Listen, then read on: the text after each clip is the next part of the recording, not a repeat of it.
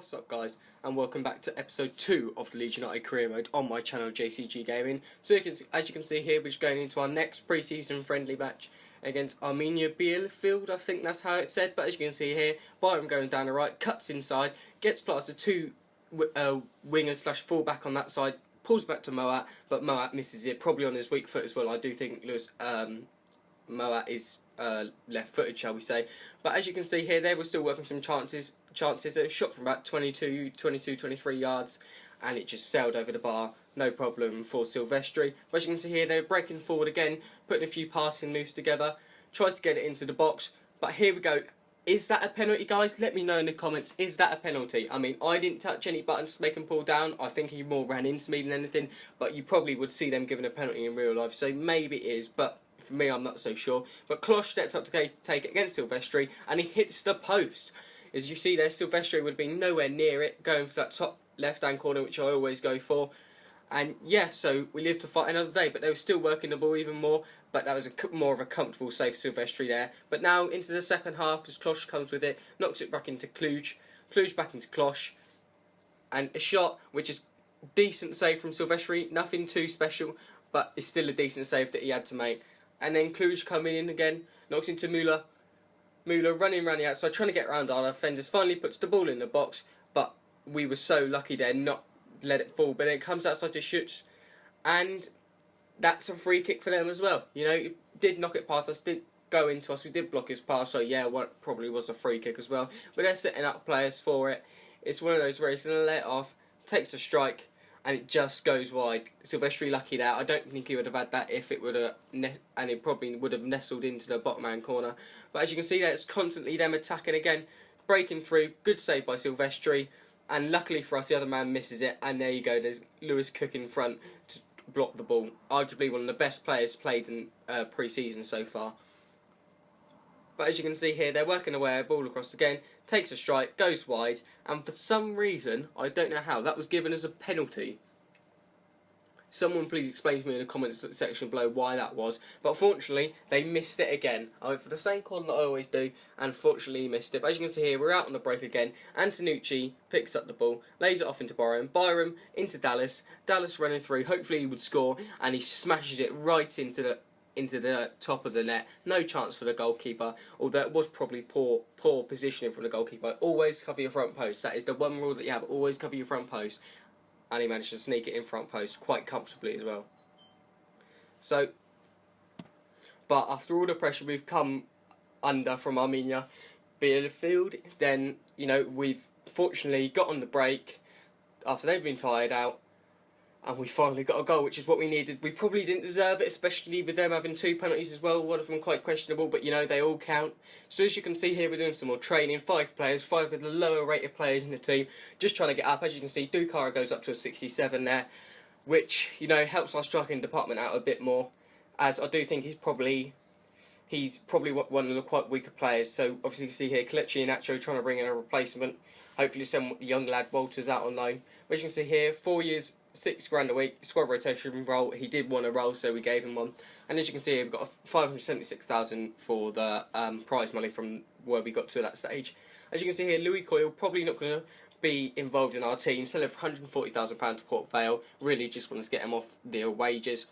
Jamal Lascelles comes back and says that he wants a higher squad role, so we do give him that, as I think he'll be a good one for the future, and that's definitely what we need.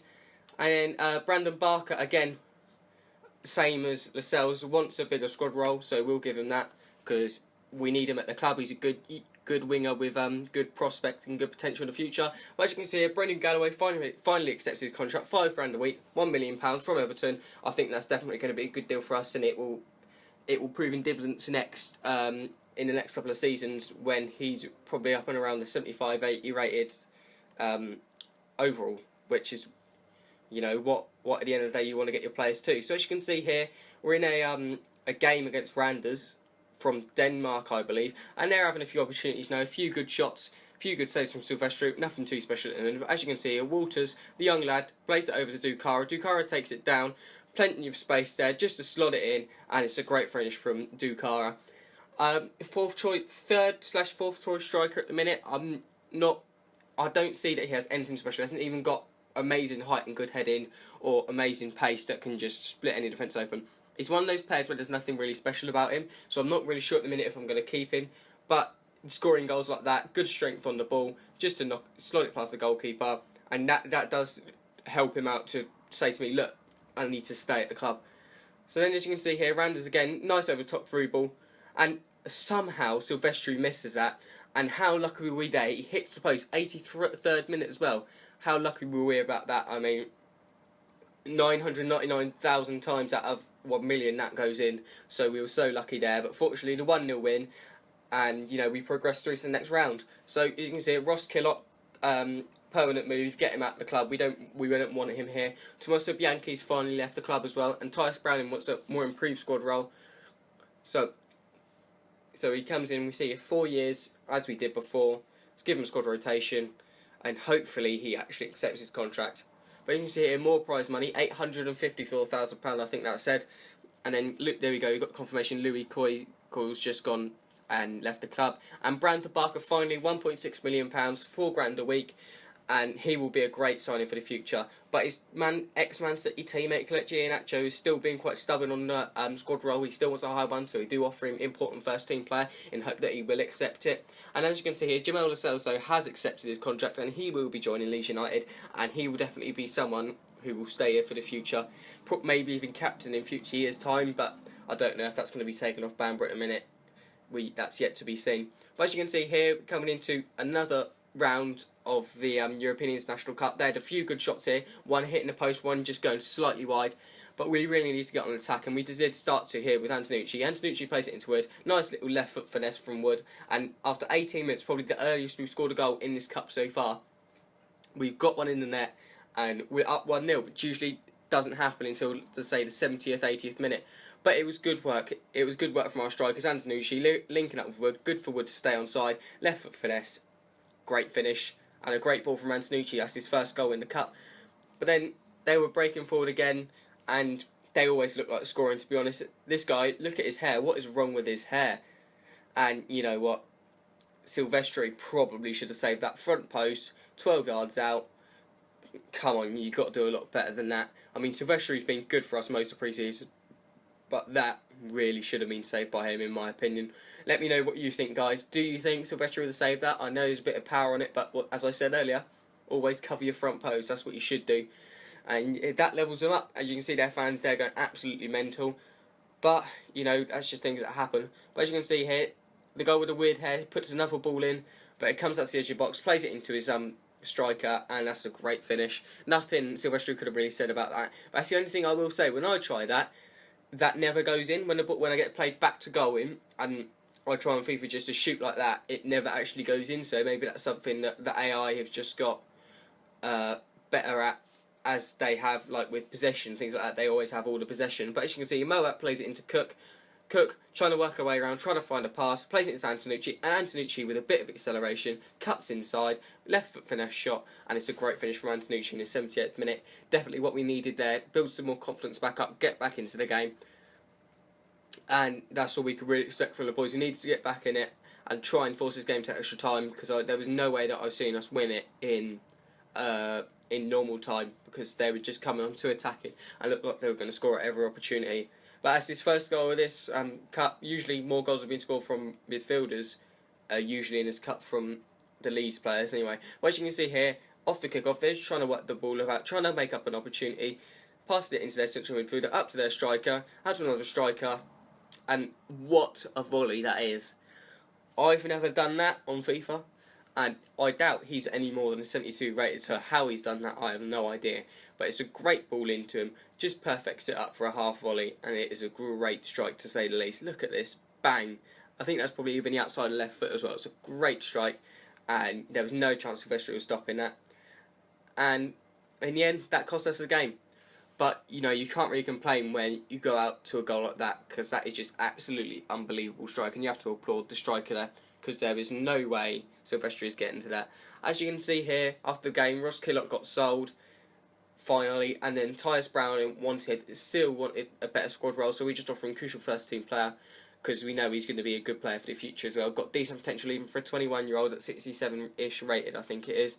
then still grow a few overall, and we'll get into our first team most likely. As you can see here, still training the same people were before. I do like to tend to do that, just training the 5 lowest rated people in the club who are not out on loan, who I've not put up for loan, sorry. And as you can see here, Kelechi Iheanacho, 1.4 million, £6 a week, coming into the squad, decent potential, decent overall, good pace, and he should be a great addition up front. As will Tyus Brown in at the back, strong, tall, good on the ball, and hopefully he improves our defence and stops us leaking some goals. As you can see here, I went for Dwight Gale because I thought we did need another striker. They wanted 2.6 million, but I offered them 2.2 in hope they would come back and say yes. Alex Purver, as you can see, we've accepted an offer for him, and hopefully he will leave us because we don't really want him at the club. And then we go more training because obviously we've got a huge gap between the end of the cup and the start of the league, so we're just trying to get some business done, get some training done, get some players better, and hopefully that will work for us and improve the squad. But as you can see here, 2.2 million was accepted by Crystal Palace, so we offered him £15,000 a week, 3 years. We didn't specify the squad role as with all the other players, because that's not something I tend to do. And he comes back and said he wants to know the squad role, so same again, 3 years, 15 grand, and we went important first team player because he probably will start up front. But it's like in FIFA when you give someone a crucial first team player, they always seem to moan even when they're completely knackered and need rest. But as you can see here, I just wanted to train Tyus Brown, and I thought it would be beneficial for him considering he's 21, 67 rated, not really the highest at the minute, but I thought it would be beneficial for him, especially as I'm now sending Walters out on loan in hope to get Gale, because I think that would be good for him to get out on loan, get some first team football, and unfortunately he won't get that at Leeds at the minute. But Dwight Gale again said he wanted a higher squad role, so we just gave him 20% as well, just to try and force him into the club a bit, and hopefully get him moving more. But he rejected that again, so we went in with £20,000, 20%, 3 years, and crucial first team player, hoping it would accept that. But it was too late. We didn't know what we were going to do there. So we'll find out in the next episode if Dwight Gale does join the club. We'll find out how our start of our championship season goes. We've got QPR in the first game, so hopefully that can be a winnable one, but it will be a tough ask. So guys, if you have enjoyed this video, please do drop it a like. If you do want to see more from my channel on this Leeds United career mode, then please do drop a sub, and I'll see you guys next time.